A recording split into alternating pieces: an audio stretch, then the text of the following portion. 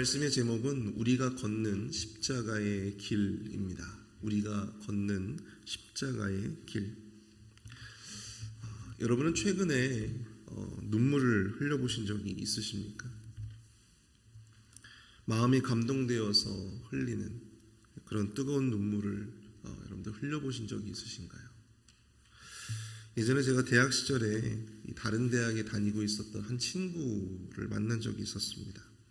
근데 그 친구가 이런 취업에 참 녹록치 않은 그런 현실 속에서 방황하던 친구였는데요. 자신의 신세를 한탄하는 것을 제가 들은 적이 있어요. 너무 가슴이 아팠습니다. 그 친구가 걱정이 되기도 하고, 또 어쩌다가 저렇게 꿈이 많고 또 실력도 좋다고 여김 받았던 그런 친구가 저렇게 주눅들게 되었을까, 미래에 대해서 저렇게 주눅들게 되었을까 하는 그런 마음 때문에 굉장히 마음이 아프더라고요. 그래서 정말 그 친구의 얼굴을 보니까 눈물을 흘리지 않을 수가 없었어요. 그래서 눈물을 흘리면서 그 친구에게 충고를 해주었던 적이 있었습니다. 나중에 그 친구가 그런 이야기를 하더라고요. 자기 자신을 위해서 그렇게 눈물을 흘려줄 수 있었던 사람이 저밖에 없었다고 이야기를 했었습니다. 이 눈물을 흘린다, 누군가를 위해서 눈물을 흘린다라고 하는 것은 사실 아무런 관계에서 그렇게 흘릴 수 있는 것이 아니죠. 정말 그 사람을 향한 사랑의 마음, 또 긍휼의 마음, 그런 것들이 있지 않고서야 어떻게 눈물을 흘릴 수가 있겠습니까? 눈물을 흘린다라고 하는 것은 어떻게 보면 그 사람의 어떤 진정성을 표현하는 것이기 때문이죠.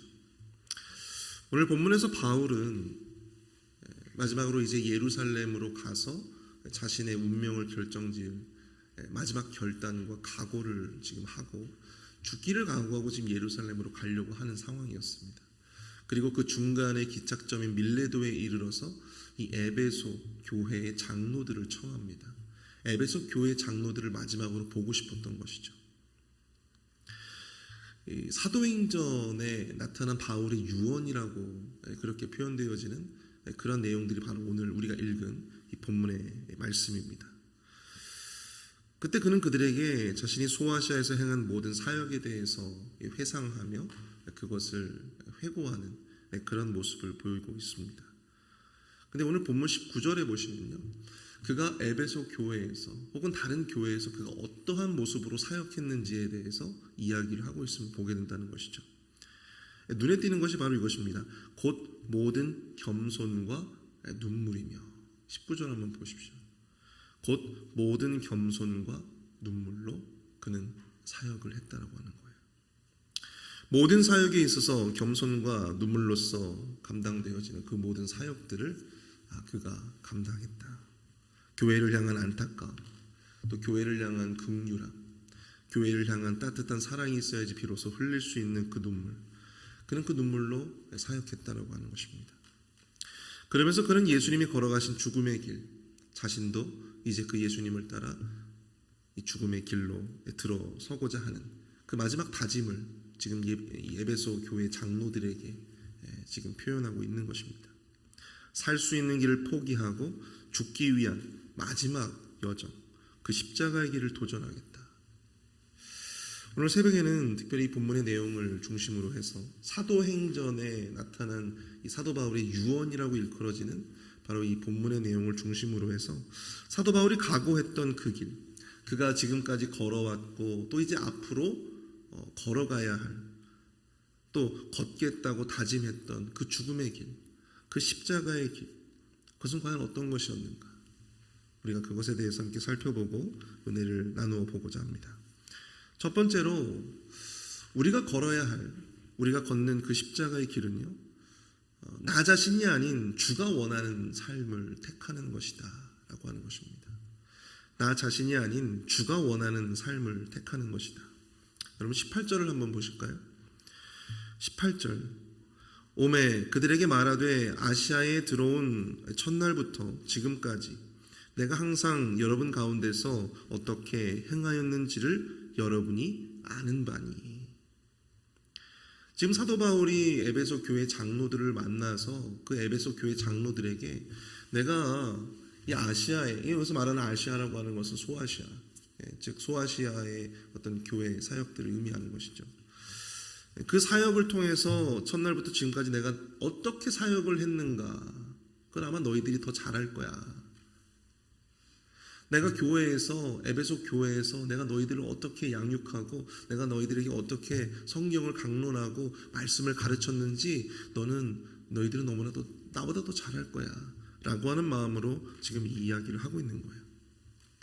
사도 바울이 자신의 과거의 사역을 회고하면서, 회상하면서 그는 과연 에베소 교회에서 어떻게 사역을 했는가, 그것이 19절에 나타납니다. 19절, 곧 모든 겸손과 눈물이며 유대인의 관계로 말미암아 당한 시험을 참고 주를 섬긴 것과 겸손함으로 사역했다는 거예요. 겸손함으로. 여러분, 사도 바울이 어떤 사람이에요? 사도 바울이 학적으로나 아니면 신분적으로나 사실 그는 누구에게나 인정받을 수 있었던 그런 사람이었어요. 이 가말리알이라고 하는 유대인의 어떤 교육에 있어서는 굉장한 영향력을 끼치고 있었던 그런 학자의 문화생으로서 그렇게 높은 학적인 어떤 수준과 또한 우월한 로마인이라고 하는 어떤 신분을 가지고 있었던 사람이죠. 어떤 그런 사람으로서 이 에베소 교회에서 자기 자신을 눌러가면서 그렇게 겸손함으로 그렇게 사역을 했다. 두 번째, 그가 눈물로서 사역을 했다. 아까 제가 말씀드렸던 것처럼 그들을 향한 긍휼의 마음으로 그렇게 눈물로 사역을 감당했다. 또 눈에 띄는 표현이 무엇이냐면 유대인의 관계로 말미암아 당한 시험을 참고 주를 섬긴 것과 또한 이렇게 이야기를 하고 있습니다. 여러분, 이 사도 바울이 에베소 교회에서 정말 이 에베소 교회에 대한 애착이 많을 수밖에 없는 것이요, 그 어떤 지역보다 이 에베소 교회에서 참 사도 바울이 많은 공을 들였어요. 여러분들 아시겠지만 두란노 서원에서 몇 년간 성경을 가르쳤습니까? 2년이라고 하는 시간 동안 에베소 이 두란노 서원에서 성경을 가르치고 매일매일 같이 말씀을 가르쳤다라고 하는 거예요. 근데 보세요. 그렇게 공을 들여서 이 교회를 일구어 왔으니 그 교회의 그 성도들과 함께 나누었던 어떤 그런 유대 관계가 얼마나 깊었는지를 우리가 알 수가 있는 것이죠. 그런데 중요한 것은 그 가운데에서도 몇몇 이 유대인들의 어떤 관계로 말미암아 사역적인 어려움을 당한 적도 있었더라고 하는 사실입니다. 그러나 그 모든 시험들을 그는 참고 교회를 섬기고 또한 주를 섬겼다라고 하는 것입니다. 여러분, 교회 사역을 하면서 보니까요, 정말 인간적으로 참 억울한 일들이 참 많이 생기는 것 같습니다. 인간적인 억울함. 근데 그럼에도 불구하고 나를 대적하는 이 사람들의 어떤 그 영혼을 걱정하는 것이 또한 이 목회자의 어쩔 수 없는 참 숙명 같은 그런 마음이 아닐까 싶어요. 나를 대적하고 나를 음해하는 이 사람들을 오히려 마음 같아서는 정말 너무나도 억울하고 금방이라도 싸우고 싶은 그런 마음들이 막 불일 듯이 일어나죠.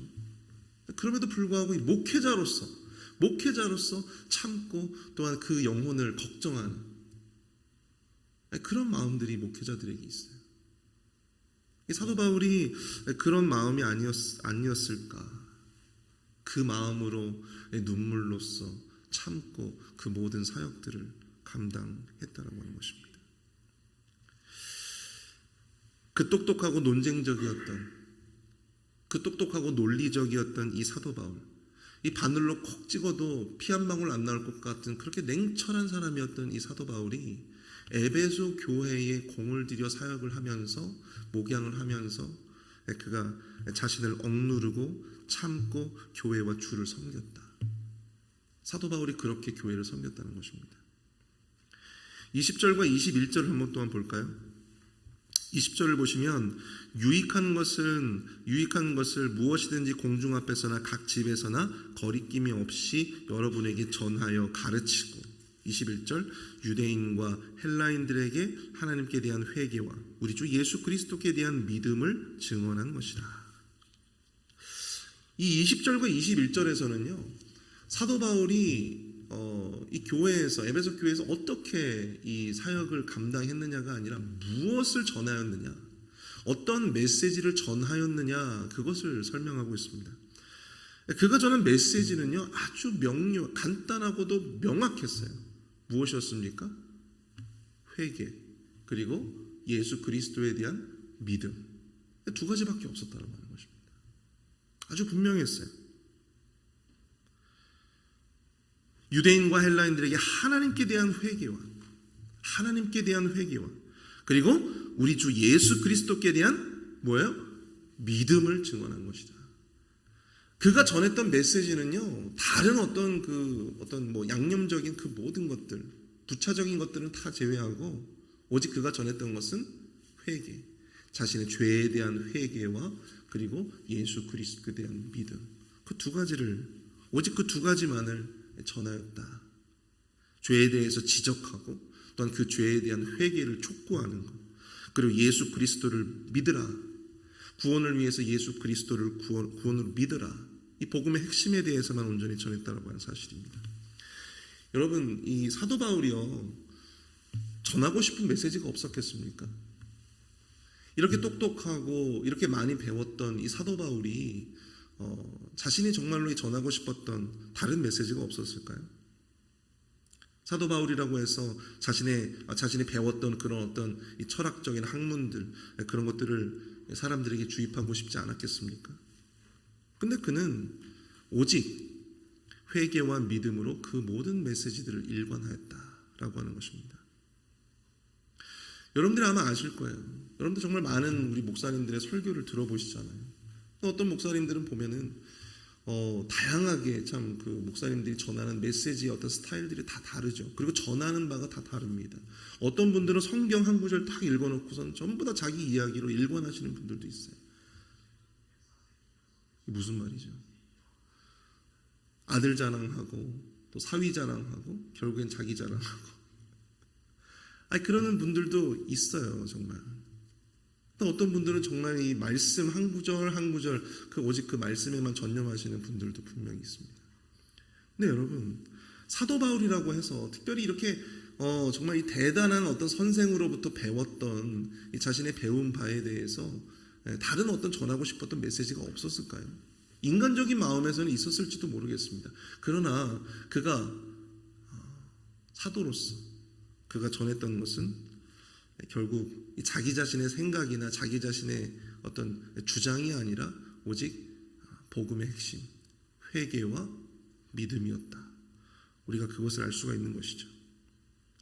그 두 가지예요. 지금 이 말씀에 나타나고 있는 것은 내가 너희들에게 어떻게, 그 교회에서 내가 어떻게 사역했는가, 겸손과 눈물로써 자기 자신을 억누르고 그렇게 내가 너희들을 사역을 했고, 또 내가 너희에게 전하고 싶은 메시지들이 참 많았지만 그 가운데서도 우리 주가 원하시는 그 회개와 믿음의 그 메시지만을 온전히 전했다라고 하는 것. 바울의 사역과 그가 전한 메시지를 우리가 종합해 본다면 그가 걸어간 그 십자가의 길은 과연 어떠한 길이었는가? 그것은 바로 자기 자신이 아니라 주가 원하는 사역, 주가 원하는 메시지, 주님이 원하시는 사역과 또한 주가 원하는 메시지만을 온전히 전했다라고 하는 것을 우리가 생각해 볼 수 있다라고 하는 사실입니다. 철저하게 자기 자신은 없었어요. 자기 자신은 억누르고 자기 자신은 참고 오직 교회를 위한. 목사님하고 제가 이렇게 교회에 있으면서 이 좋은 교회는 과연 어떤 교회이며 어떤 목회는 과연 어떤 목회인가, 이런 대화를 나누는데요. 무엇이 좋은 교회인가라고 생각을 했을 때 어떤 교회가 참 좋은 교회일까? 우리가 생각할 때 좋은 교회는 과연 무엇일까? 대부분 많은 사람들이 생각하는 그 교회의 모습 가운데 하나는요, 바로 내가 좋은 교회가 좋은 교회예요. 나에게 좋은 교회. 내가 있기에 편하고 또한 내가 있기에 익숙한 그러한 교회. 그게 우리에게 좋은 교회더라고요.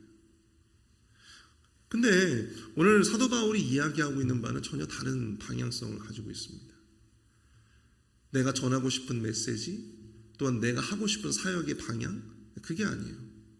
주님이 원하시는, 또 주가 원하시는, 거기에 모든 포커스가 맞춰져 있다고 하는 사실입니다. 과연 좋은 교회가 어떤 교회이냐? 나에게 좋은 교회이면 그게 과연 좋은 교회일까?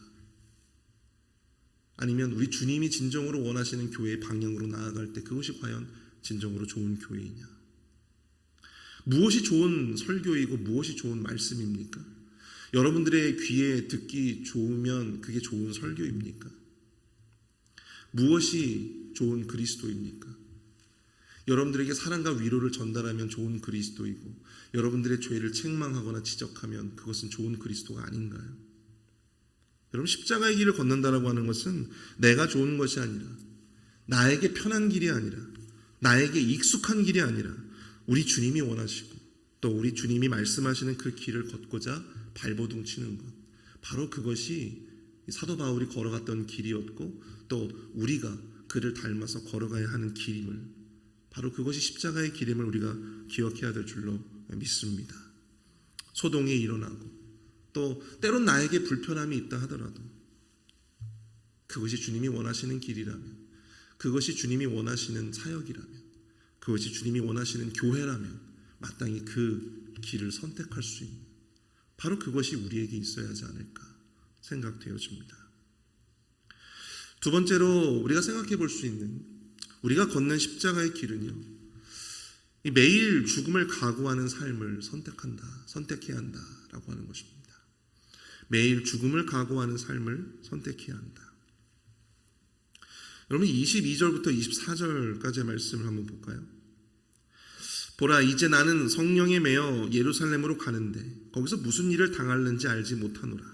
오직 성령이 각 성에서 내게 증언하여 결박과 환난이 나를 기다린다 하나. 내가 달려갈 길과 주 예수께 받은 사명, 곧 하나님의 은혜의 복음을 증언하는 일을 마치려 하면은 나의 생명조차 조금도 귀한 것으로 여기지 아니하노라. 아멘. 여러분들, 지금 이 사도 바울이 죽기를 지금 각오하고 있습니다. 그도 이미 알고 있었어요. 자신이 성령님께서 이미 사도 바울에게 지금 말씀을 하셨어요. 사도 바울이 이 예루살렘에 가게 되면 자신이 어떤 일을 당하게 될지 그도 짐작하고 있었습니다. 결박당하고 환난당할 것이다. 알고 있었어요. 그러나 알고 있음에도 불구하고 그는 살 길을 찾아 나가는 것이 아니라 죽을 길을 찾아 나서고 있다라고 하는 것입니다. 복음 전파라고 하는 사명을 위해서 자신의 생명도 나는 아깝게 여기지 않겠다.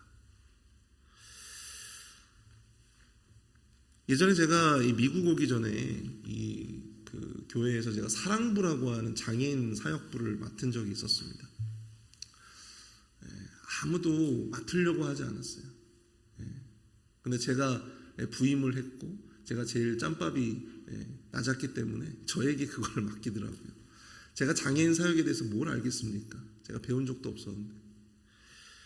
인원도 적은 게 아니에요. 인원도 거의 매주 한 30명 넘게 장애인 우리 장애우들이 그렇게 오셨는데, 그때 어떤 한 그 권사님의 이야기가 아직도 잊혀지지가 않습니다.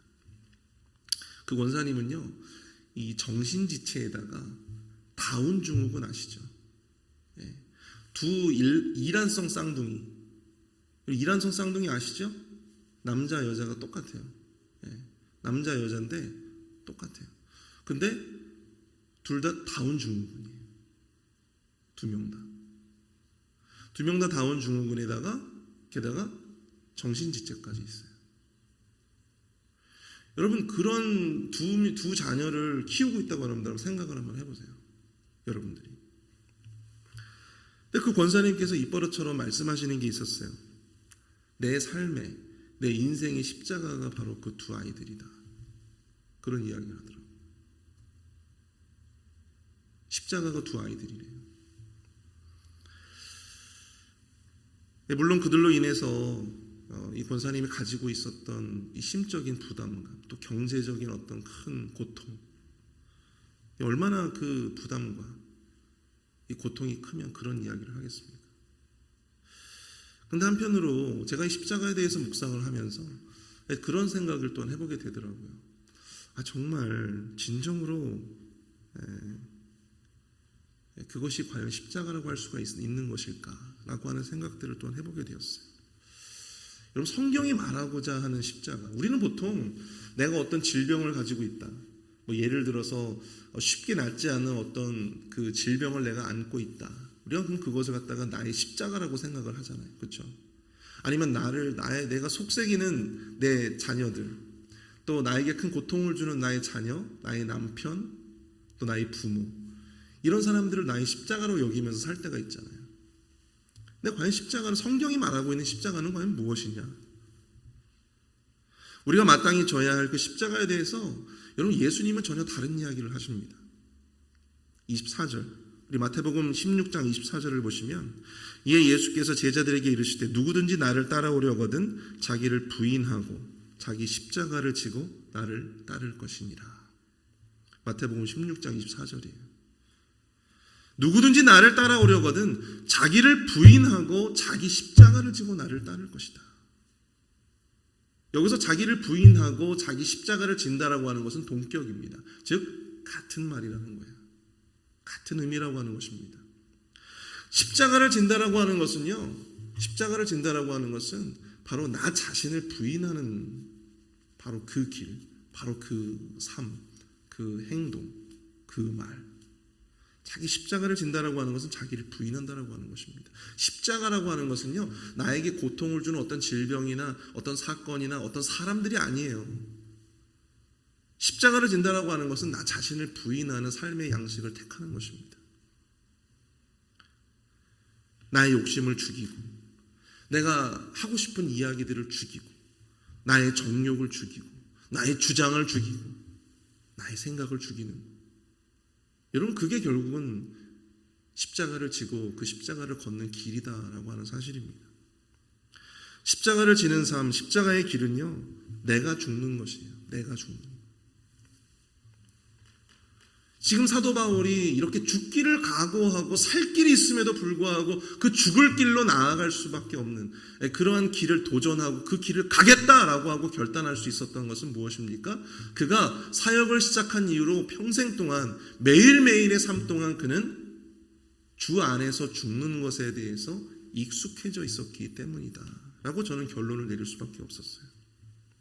십자가를 지는 삶, 예수님이 걸어가셨던 그 십자가의 길을 이 사도 바울은 그 사역을 진행되는 내내 계속해서 그 매일매일의 삶 동안 그 죽음이라고 하는 것에 익숙해져 있었다라고 하는 사실입니다. 그리고 그것을 마땅히 각오할 수 있었다라고 하는 사실이죠. 여러분, 그것이 안 된다라고 한다면 여러분, 우리는 이러한 결단으로 살아갈 수가 없습니다. 누구든지 나를 따라오려거든 자기를 부인하고 자기 십자가를 지고 나를 따를 것이다. 우리가 이런 각오가 없다면, 나 자신을 죽여나가는, 나 자신을 부인해 나가는 어떤 그런 삶의 양식에 우리가 익숙해져 있지 않다면, 여러분, 그것에 우리가 노출되어지지 않는다면 우리는 결단코 주님을 따르는 그리스도의 제자를 할 수 없는 것입니다. 여러분, 십자가를 진다라고 하는 것, 십자가의 길을 간다라고 하는 것은 단순히 십자가 목걸이를 매달고 다닌다라고 하는 것을 의미하는 것이 아닙니다.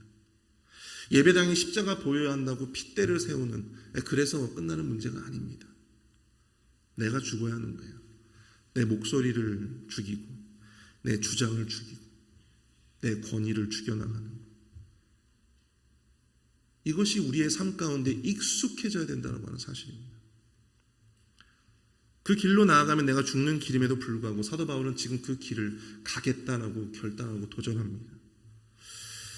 여러분들은 이 사도 바울의 길을 따르실 수 있겠습니까? 자기 부인의 삶을 각오했기 때문에 결단할 수 있었던, 매일매일 그 삶에 조금씩 자신을 던졌기에 가능할 수 있었던 이 사도 바울의 고백이 오늘 이제 앞으로 그 십자가의 길을 온전히 또한 걸어가야 할 우리 모두에게 귀한 도전이 될 수 있기를 축복합니다. 여러분들은 여러분들의 하루하루의 삶 동안 자신을 부인하고 자신을 죽이는 그 삶에 익숙한 그 길을 걸어가실 수 있겠습니까? 오늘 여러분들은 과연 무엇을 죽이며 사시겠습니까? 우리 시간 함께 다 함께 말씀을 생각하시면서 합심해서 함께 기도하며 나아가도록 하겠습니다. 이 시간 함께 기도하실 때 주님이 걸어가신 그 십자가의 길을 나도 걷게 하여 주시옵소서. 내가 아닌 주님이 원하시는 그 길, 나에게 익숙하고 또 나에게 좋고 또한 내가 원하는 그 길이 아니라 주님이 원하시는, 또한 주님이 바라시는 그 길을 온전히 걸어가게 하여 주시옵소서. 매일매일 나 자신이 죽는 경험을 하게 하여 주시고 매일매일 나의 생각과 나의 주장과 나의 권위를 죽여나가는 그러한 도전에 우리도 동참할 수 있도록 인도하여 주시옵소서. 함께 기도하며 나아가도록 하겠습니다.